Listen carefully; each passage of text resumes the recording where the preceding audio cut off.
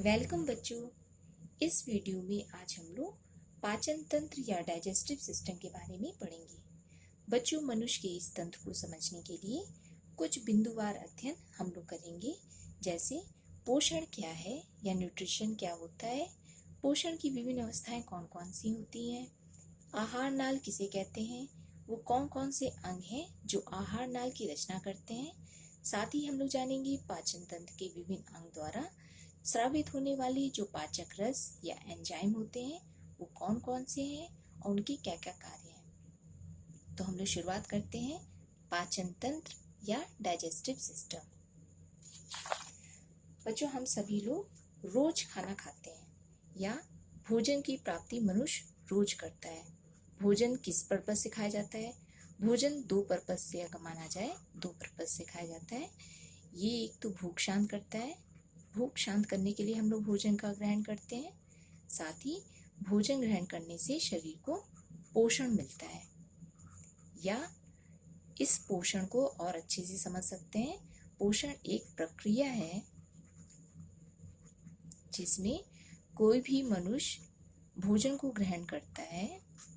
हम लोग सभी लोग भोजन को ग्रहण करते हैं और ग्रहण किए हुए भोजन को कोशिकाओं द्वारा शरीर की जो कोशिकाएं होती हैं, कोशिकाओं द्वारा प्रयुक्त होने योग्य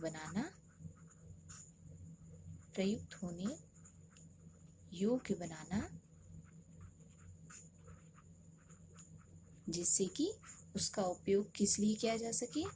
वृद्धि में किया जा सके, शरीर की वृद्धि में, विकास में, ऊर्जा उत्पादन में और मरम्मत में, जिससे उसका उपयोग भोजन का जो भी हम लोग खाना खाएं, जो भी पोषक तत्व की प्राप्ति हो, उसका उपयोग वृद्धि, विकास, ऊर्जा उत्पादन और मरम्मत में किया जा सके। तो इस प्रक्रिया को ही पोषण कहा जाता है या न्यूट्रिशन कहा जाता है। या इसको और अच्छे समझने के लिए, पोषण जब तक 5 चरण इसके पूर्ण नहीं होते हैं, ये कंप्लीट नहीं माना जाता है। 5 चरण या 5 अवस्थाएं। सबसे पहली अवस्था तो भोजन का अंतर्ग्रहण होती है। भोजन का अंतर्ग्रहण का मतलब भोजन को ग्रहण करना। जिस भी रूप में हम लोग भोजन ग्रहण करते हैं, भोजन का अंतर्ग्रहण कहलाता है। दूसरा, भोजन का पाचन, डाइजेशन, उसका पचाना भोजन को। तीसरा, भोजन का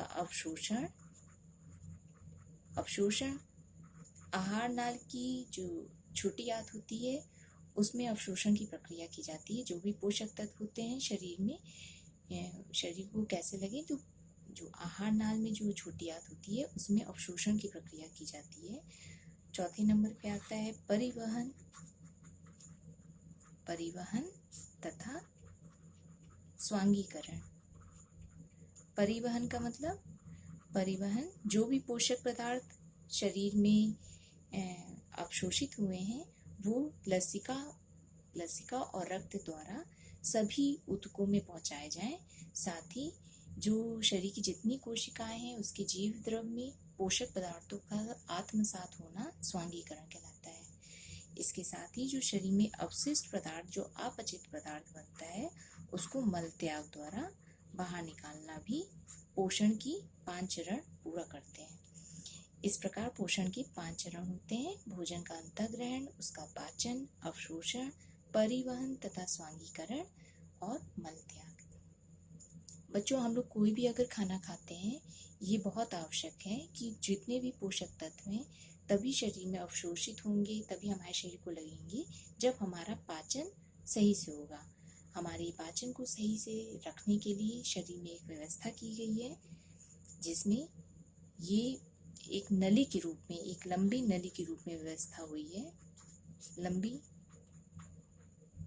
नाल के रूप में, जिसकी शुरुआत, इस जो नाल की शुरुआत होती है मुख्य द्वार से शुरू होती है। मुख्य द्वार से शुरू होते हुए जिसका अंतिम सिरा मल द्वार या गुदा द्वार में समाप्त होता है। या हम कह सकते हैं मुख गुहिका से शुरू होती है, हमारे मुंह से शुरू होती है, मुख गुहिका से शुरू होती है और मलाशय में समाप्त होती है।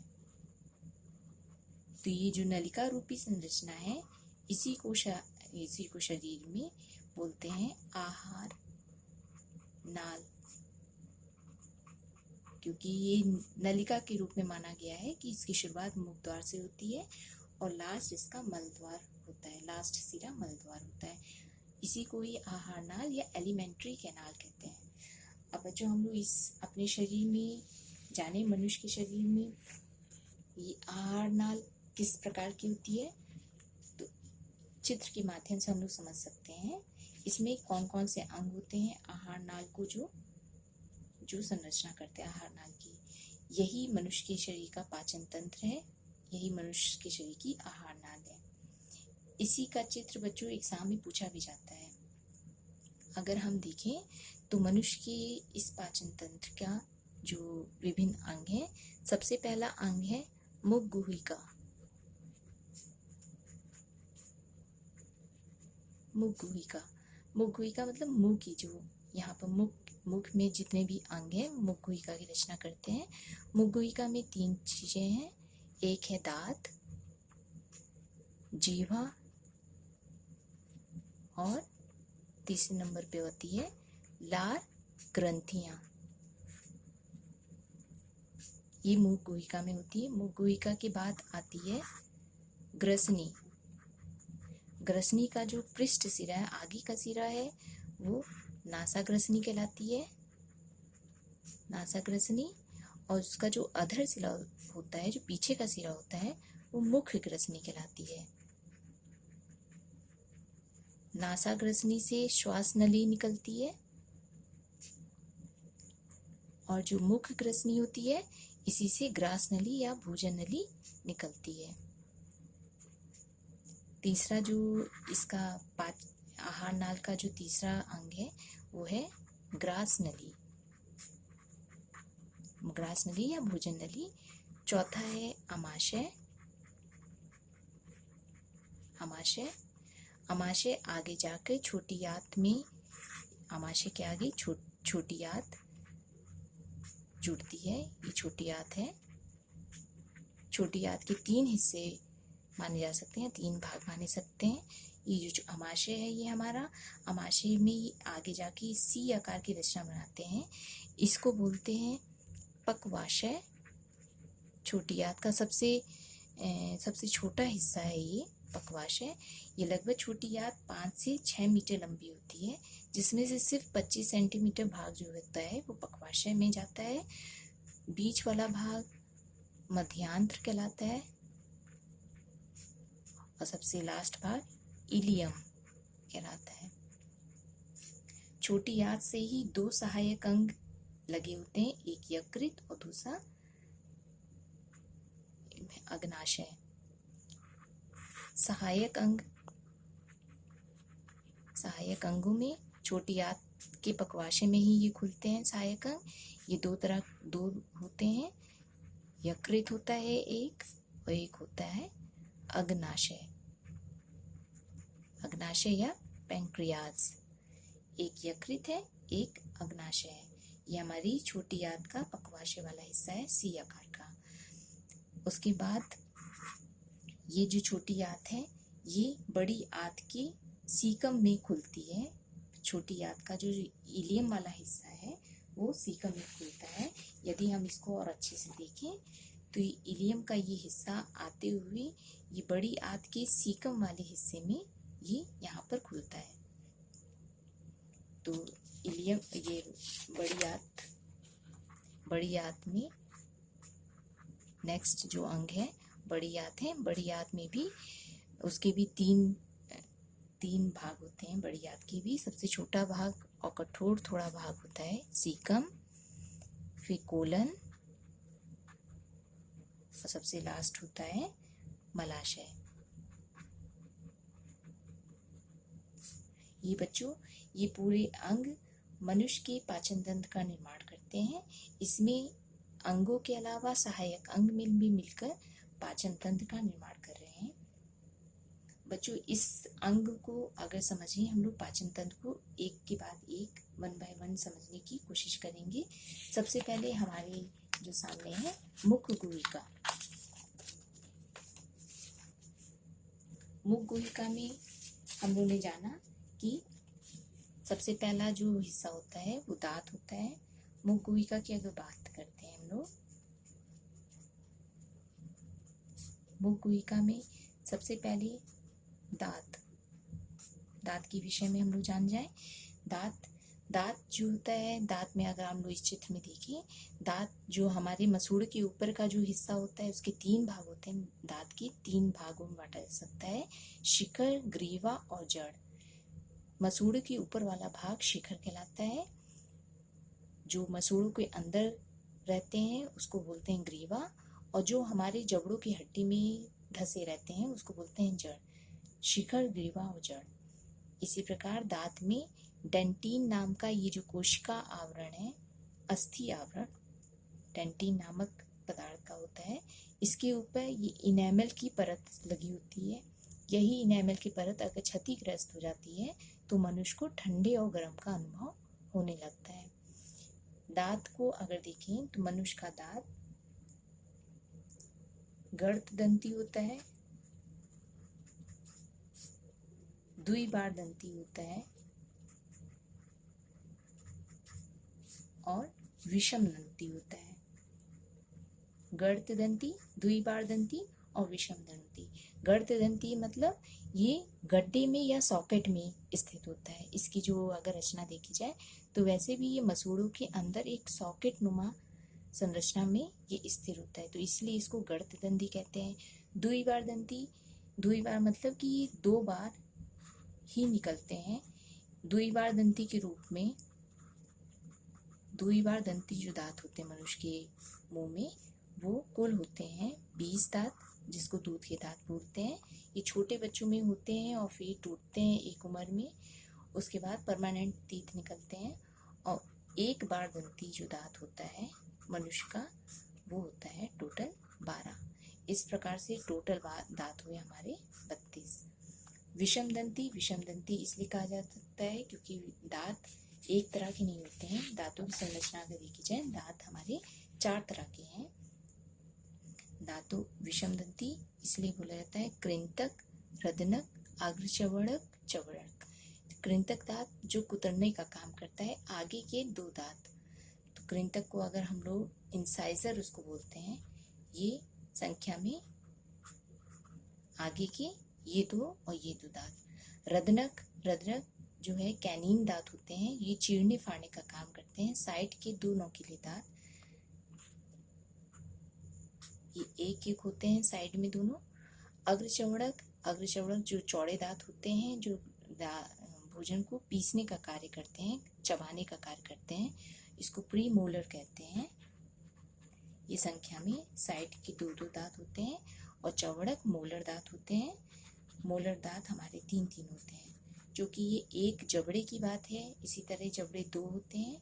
तो ये जो सूत्र लिखा गया है, ये दंत सूत्र है, गुणे 2 कर देंगे तो ये 32 दांत इसमें आ जाएंगे। तो यदि मनुष्य के दंत सूत्र को कभी पूछा जाए तो I 2/2, C 1/1, PM 2/2, M 3/3 into 2, ये हमारा दंत सूत्र, इसको दंत सूत्र भी कहा जाता है। मनुष्य का दंत सूत्र, दांतों का सूत्र यही होता है। इसके अलावा मुख गुहिका में दांत हो गई, एक दूसरी होती है लार ग्रंथियां। लार ग्रंथियों के विषय में हम लोग अच्छे से जान जाएं। लार ग्रंथियां मनुष्य के शरीर में जो पाई जाती हैं वो 3 तरह की होती हैं। मुंह में जो पाई जाती हैं वो 3 प्रकार की होती हैं। कर्णमूल ग्रंथि, अधोजीवा ग्रंथि, अधोहनु ग्रंथि। कर्णमूल ग्रंथि सबसे बड़ी ग्रंथि होती है और यही टाइलिन नामक एंजाइम या पाचक रस को स्रावित करती है, जिसका कार्य होता है भोजन का जो कार्बोहाइड्रेट है उसको पचाना। ये कर्णमूल ग्रंथि से ही स्रावित होता है। जो हमारी लार ग्रंथियां हैं मनुष्य के मुंह में पाई जाती हैं, 3 जोड़ी होती हैं। अगर कुल संख्या पूछी जाए तो ये 6 होती है, ऐसे जोड़े में 3 जोड़ी होती है। कर्णमूल ग्रंथि, अधोजीवा ग्रंथि, अधोहनु ग्रंथि। कर्णमूल ग्रंथि पोजीशन कर्ण पल्लव के नीचे होती है, हमारे कान के ठीक नीचे पाई जाती है। अधोजीवा ग्रंथि हमारी जीभ के नीचे होती है, नीचे वाले हिस्से में होती है। और अधोहनु ग्रंथि हमारा जो निचली जबड़ा होता है, निचला वाला जबड़ा, उसकी पीछे की साइड होती है। तो बच्चों ये मुख गुहिका में, इसके अलावा मुख गुहिका में एक चीज और पाई जाती है जिसको बोलते हैं जीवा। जीवा की संरचना अगर देखी जाए तो जीवा में स्वाद अंकुर होते हैं। आगे वाले हिस्से, जीभ के आगे वाले हिस्से में जो अग्र हिस्सा होता है वो मीठे का बोध कराता है। इसका जो पीछे वाला हिस्सा होता है, जीभ का पीछे वाला, वो कड़वे का बोध कराता है, कड़वा जो स्वाद होता है उसका बोध कराता है। ये जो आगे के जो अग्र पार्श्व सिरा होता है वो खट्टे का बोध कराता है, और जो पार्श्व जितने सिरे होते हैं बगल बगल के, ये नमकीन का बोध कराते हैं। इस प्रकार स्वाद ग्रंथियां या जीवा स्वाद ग्रंथियों के द्वारा मनुष्य को भोजन के स्वाद का अनुभव कराती है। ये तो मुख गुहिका की बात हो गई। जब भोजन आगे जाता है तो ग्रास नली से होते हुए हमारा भोजन अमाशय में जाता है। अमाशय में अगर संरचना देखिए, ग्रास नली से होते हुए भोजन अमाशय में जा रहा है। अमाशय में 3 तरह के पाचक रस पाए जाते हैं। अमाशय में 3 क्या, उसको बोला जाए जठर रस। जठर रस पाया जाता है। हाइड्रोक्लोरिक एसिड पाई जाती है अमाशय में। इसके साथ ही 3 पाचक रस जिसको बोलते हैं पेप्सिन, रेनिन। बच्चों ये जो पाचक रस या एंजाइम के नाम है ये आप लोग को याद रखने पड़ेंगे। जठर लाइपेज, पेप्सिन जो होता है एंजाइम, ये प्रोटीन प्रक्रिया करता है, प्रोटीन को तोड़ने का कार्य करता है। रेनिन जो होता है वो केसीन प्रोटीन को, सिर्फ केसीन के ऊपर ही कार्य करता है, दूध की जो केसीन प्रोटीन है उस पर ही कार्य करता है। और जठर लाइपेज, जहाँ पर लाइपेज शब्द का यूज होता है वो वसा का पाचन करने के लिए ही होता है।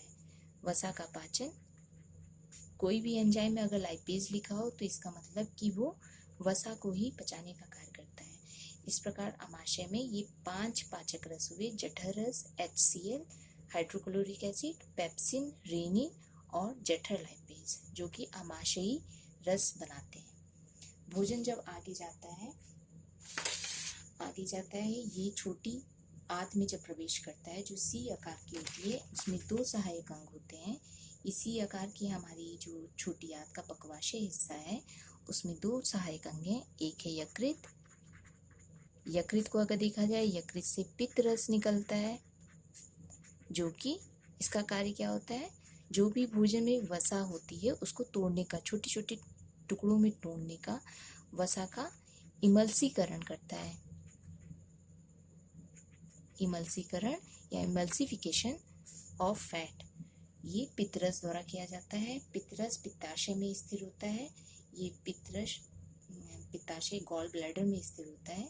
ये वाहिनियों द्वारा इसी में खुलता है, पक्वाशय में खुलता है। इसी प्रकार अग्नाशय भी, अग्नाशयी रस जो है पक्वाशय में देता है। अग्नाशयी रस 4 प्रकार की भी हैं। अग्नाशय से ये निकलने वाला, ये तो यकृत से निकलने वाला था। अग्नाशय से निकलने वाले जो रस हैं वो भी 4 तरह की उसमें कार्य करते हैं। प्रोटीन पर कार्य करने वाला जो अग्नाशयी रस है, प्रोटीन पर कार्य करता है ट्रिप्सिन या काइमोट्रिप्सिन।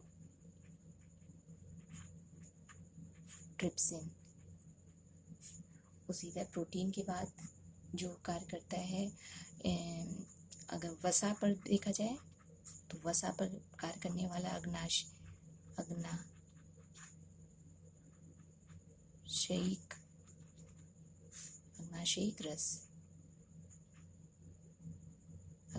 रस को हम बोलते हैं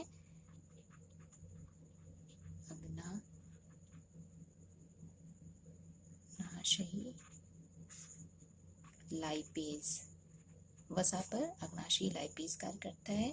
उसी प्रकार कार्बोहाइड्रेट जो होता है, भोजन का जो कार्बोहाइड्रेट जो बचा हुआ होता है उसको बोलते हैं अग्नाशयी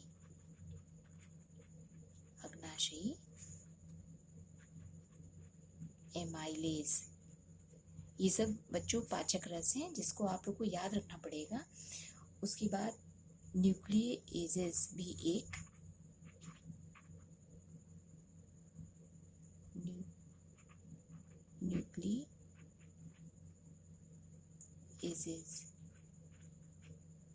ये न्यूक्लियोटाइड पर रिएक्शन करता है। अग्नाशय में 4 तरह के जो पोषक पदार्थ हैं उन पर अग्नाशयी रस निकलते हैं।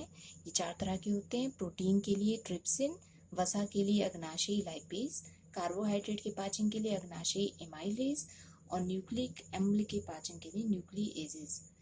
ये अग्नाशय से निकलने वाले रस होते हैं।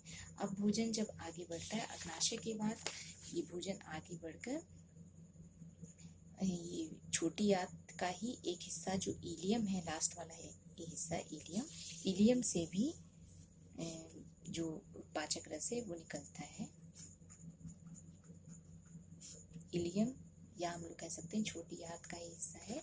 इससे भी 4 तरह के निकलते हैं। प्रोटीन को पचाने वाले अलग होते हैं, वसा को पचाने वाले अलग होते हैं, कार्बोहाइड्रेट का पाचन अलग करते हैं और न्यूक्लिक अम्ल का पाचन अलग तरह की रसों द्वारा किया जाता है। प्रोटीन को पचाने वाली जो होती है इसमें इरेप्सिन नाम का एंजाइम निकलता है। इलियम से, ये जो इलियम है हमारी, इससे इरेप्सिन नाम का एंजाइम निकलता है। वसा को पचाने के लिए लाइपेज नाम का एंजाइम निकलता है। लाइपेज शब्द का प्रयोग जहाँ भी होता है बच्चों वो वसा का ही पाचन करता है। कार्बोहाइड्रेट को पचाने के लिए जो एंजाइम निकलता है वो सुक्रेज है, लैक्टेज है, 3 तरह के एंजाइम है और माल्टेज है। ये छोटे छोटे सरल अणुओं में बांट देता है कार्बोहाइड्रेट को। और न्यूक्लिक अम्ल को पचाने के लिए 2 तरह के एंजाइम है, न्यूक्लियोसाइटेज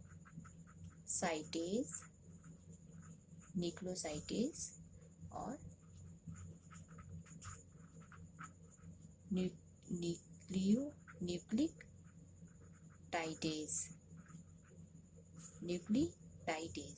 न्यूक्लियोसाइटेज और न्यूक्लियोटाइडेज नाम के 2 एंजाइम न्यूक्लिक अम्ल को पचाने का कार्य करते हैं।